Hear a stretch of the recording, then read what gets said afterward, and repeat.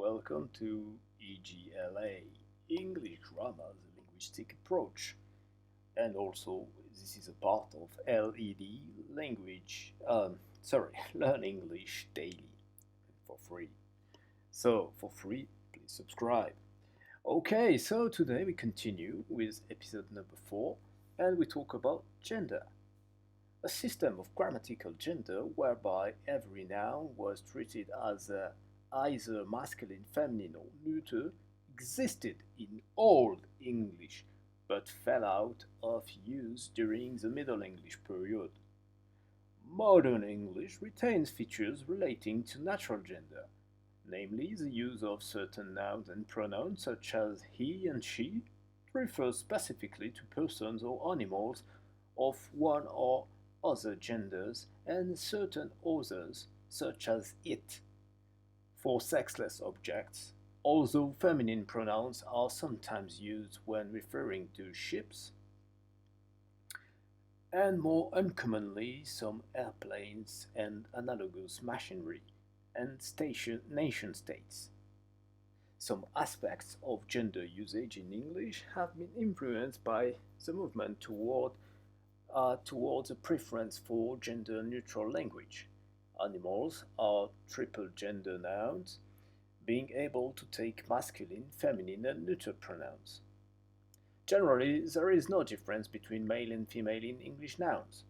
However, gender is occasionally exposed by different shapes or dissimilar words when referring to people or animals.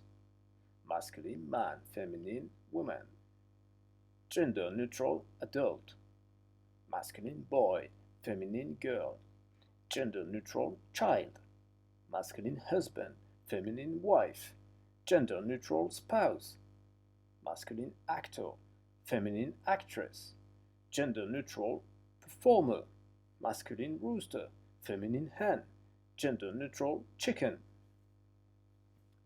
Many nouns that mention people's roles and jobs can refer to either a masculine or feminine subject, for instance, cousin, teenager, teacher, doctor, student, friend, and colleague. Jane is my friend. She is a dentist. Paul is my cousin. He is a dentist. Often the gender distinction for these natural nouns is established by inserting the words male or female. Sam is a female doctor. No, he is not my boyfriend. He is just a male friend. I have 3 female cousins and 2 male cousins. Rarely nouns illustrating things with no gender are referred to with a gendered pronoun to convey familiarity. It is also standard to use a gender-neutral pronoun it. I love my car. She, the car, is my greatest patient. France is popular with her, France's neighbor at the moment. I traveled from England to New York on the Queen Elizabeth. She, Queen Elizabeth, is a great ship. Determiners. English determiners constitute a relatively small class of words. They include the articles the and an, certain demonstrative and interrogative words such as this, that, and which, possessives such as my and whose. The role of determiner can also be played by noun possessive forms such as Jones and the girls.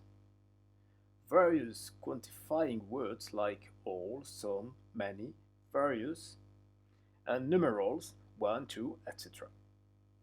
There are also many phrases such as a couple of that can play the role of determiners.